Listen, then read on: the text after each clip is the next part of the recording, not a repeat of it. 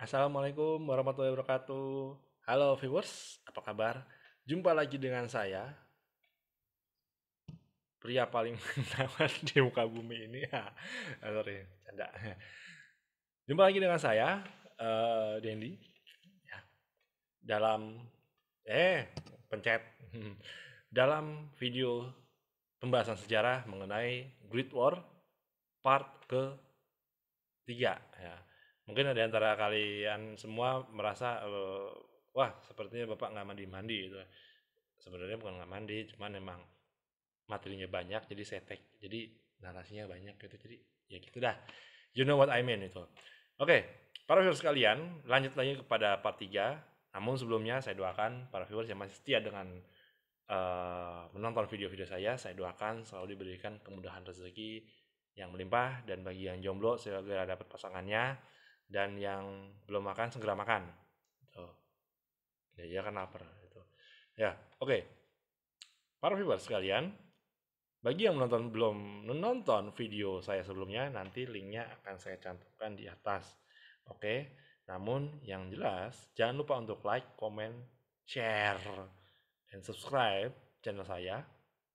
Bantu saya untuk mengembangkan video ini lebih baik lagi. Oke. Kita mulai. Akhir Perang Dunia Pertama. Apa yang saya ingat? Berakhir pada berakhir pada jam 11 bulan 11 tahun 1918. Itu akhir dari Perang Dunia Pertama. Oke? Tapi itu yang saya ingat. Narasinya seperti apa? Kita lihat yang satu ini. Penjelasan saya.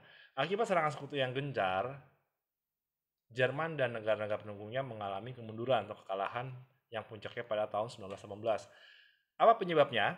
Salah satunya mulai dari bergabungnya Italia, terlibatnya Amerika Serikat yang akhirnya mengirimkan pasukannya ke Eropa untuk pertama kalinya dalam jumlah yang besar, yang ketika itu dipimpin oleh Jenderal Pershing. Saya lupa nyantumin gambarnya ya. Jenderal Pershing, seorang jenderal yang berbintang 6. Wow. Ya, dia adalah jenderal satu-satunya di Amerika Serikat yang memperoleh bintang 6. Mengapa? Ya, bukan yang mungkin yang pertama kali ya. Yang pertama dia memperoleh bintang 6 karena untuk membedakan antara dia dengan jenderal-jenderal yang lain. Karena biasanya kan jenderal itu pangkatnya hanya ke bintang 4. Paling mentok di bintang 5, ini bintang 6. Namun ada yang lebih oke lagi, mungkin di Korut ya. Itu ada istilah jenderal apa itu bintang berapa gitu. Wah, itu pokoknya dah. Saya juga heran. Ya, mungkin nomenklatur mereka berbeda. Nah, terlibatnya Amerika Serikat ini menarik untuk dibahas karena mayoritas dari orang-orang Amerika ini belum pernah ke Eropa, dan mereka akhirnya bisa berkenalan dengan orang-orang di Eropa seperti Prancis, ya khususnya Prancis, di mana uh, orang-orang Prancis menyambut Amerika Serikat dengan antusias karena faktor sejarah. Faktor sejarah dari mana? Sejarah dengan sorry, seiring dengan adanya revolusi Amerika. Jadi bagi para viewers yang pernah menonton video saya mengenai revolusi Amerika, Prancis berjasa dalam membantu Amerika Serikat dalam revolusi atau perang kemerdekaan. Jadi orang-orang Prancis ini merasa senang ketika tentara Amerika Serikat datang ke Prancis. Namun ketika mereka datang, apakah langsung berperang? Tidak, karena mereka harus dilatih dulu. Dilatih dengan teknik orang-orang Eropa, yaitu perang parit. Nah, sekilas kita bicarakan perang parit di sini, viewers. Perang parit ini adalah perang yang sifatnya statis, tidak dinamis, di mana tujuannya hanya untuk menguasai eh, wilayah, menyerang, menguasai, kemudian dipertahankan. Jadi mereka dominannya peperangannya kepada infanteri dan artileri. Maka perang parit ini adalah perang yang apa ya, kalau saya katakan sebagai perang yang paling jorok gitu. Jorok. Mengapa saya bilang jorok? Karena di parit tersebut ya kayak mungkin Philip bisa bayangkan ya, parit depan rumah gitu. Ya mungkin ukurannya ya bisa lebarnya cuman 3 meter, 4 meter, itu dimana kita berperang di sana, mati di sana, hidup di sana, berak di sana, eh, kencing juga di sana, hujan, parit terjadi berlumpur, banjir, sebagainya, dan tentunya itu menimbulkan wabah penyakit. Salah satunya adalah hama tikus, di mana tikus adalah benda yang ya, makhluk hidup yang sering sekali menjadi hantu bagi tentara-tentara yang ada di parit, termasuk kutu. Hmm, ya, salah satunya. Oke, masuk kembali soal Amerika. Terlibatnya Amerika ini tidak hanya Amerika secara keseluruhan ya, tapi disinilah di Perang Dunia Pertama ini orang-orang kulit hitam Amerika atau Afro-Amerika ini terlibat langsung dalam perang, walaupun dalam sejarahnya di Amerika Serikat sendiri mereka masih mengalami masalah diskriminasi, dan ketika mereka di Eropa ternyata mereka juga disambut baik oleh masyarakat Prancis itu. Makanya sebelum tentara Amerika yang tanda kutip white ini, putih, yang orang kulit putih lah, Hispanik atau sebagainya, itu mereka perangnya belakangan. Jadi Jenderal Pershing itu memerintahkan agar tentara Afrika Amerika ini yang perang duluan gitu. Nah, saya nggak tahu penyebabnya apa gitu, tapi ya gitulah maunya jenderal gitu kan, turuti. Dan terlibatnya Amerika Serikat ini tentunya menjadi kekhawatiran tersendiri bagi jenderal-jenderal Jerman, yaitu Jenderal Paul von Hindenburg, juga Jenderal Ludendorff. Itu menjadi kekhawatiran karena apa? Kalau Amerika sudah mereka berpikir Amerika tentaranya masih dilatih, otomatis kemungkinan kita masih bisa menang perang. Pokoknya sebelum tentara Amerika Serikat itu siap secara operasional.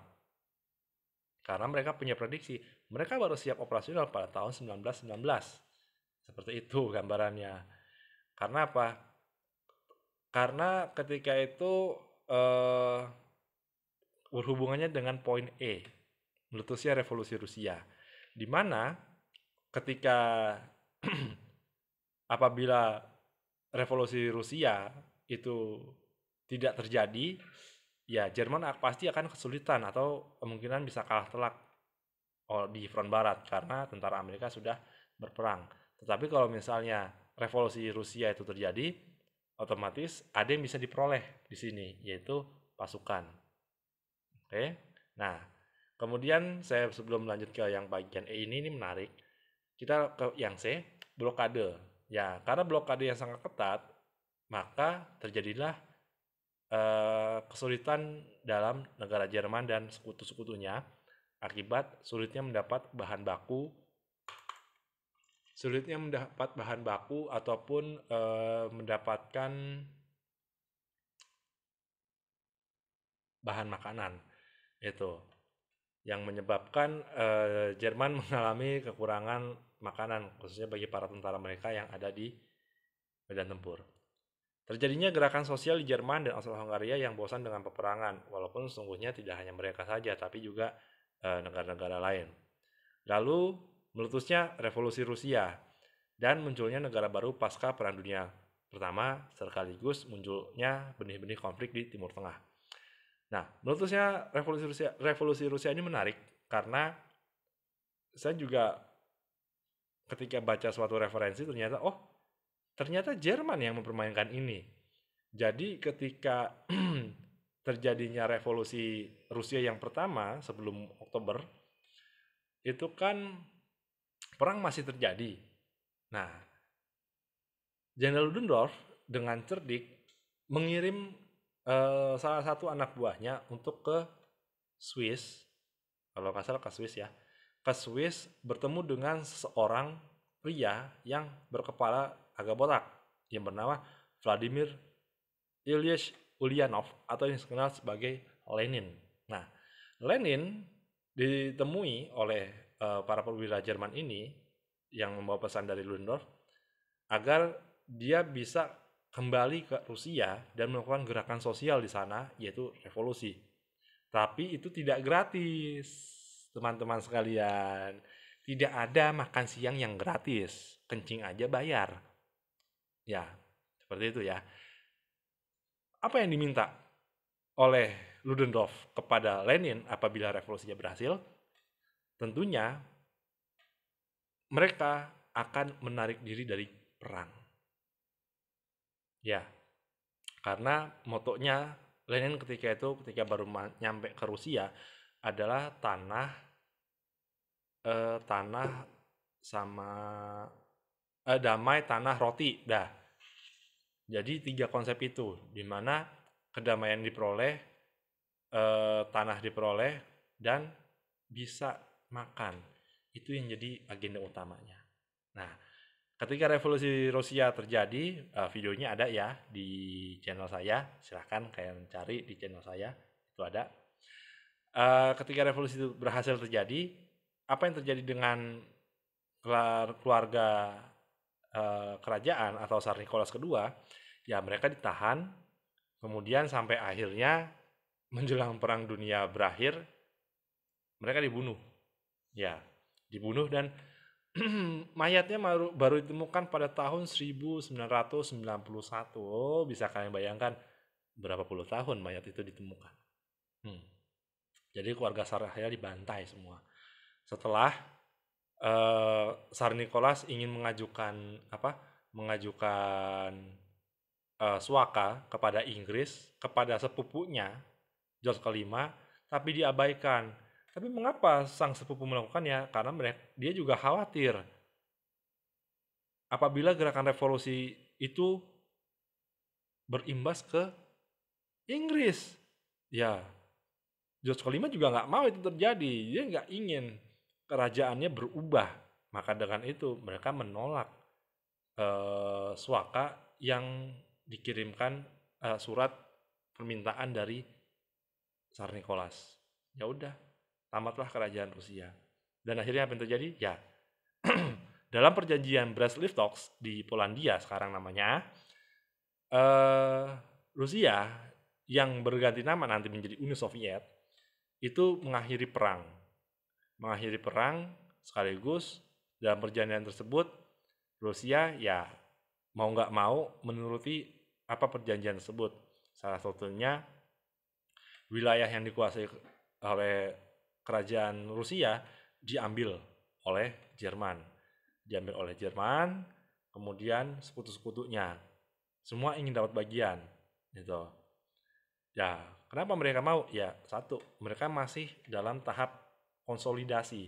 Mau tidak mau Rusia yang baru ini yang dikenal sebagai Uni Soviet harus bisa menstabilkan dirinya dari dalam dulu sebelum berkonflik dengan luar.